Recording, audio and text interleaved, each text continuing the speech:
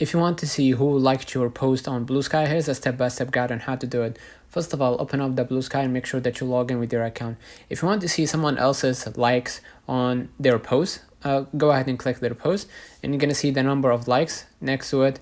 You're gonna see likes. Go ahead and click the number, and basically gonna see the other people's the like list, right? If you want to see your own like list, go ahead to your home page, click the three bars at the top left, and go ahead and click your profile or your name at the top left.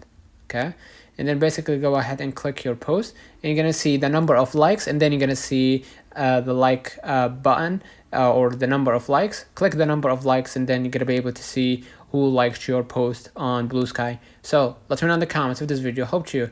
Don't forget to like and subscribe. Turn on the notification bell to receive every video we upload. Thank you for watching.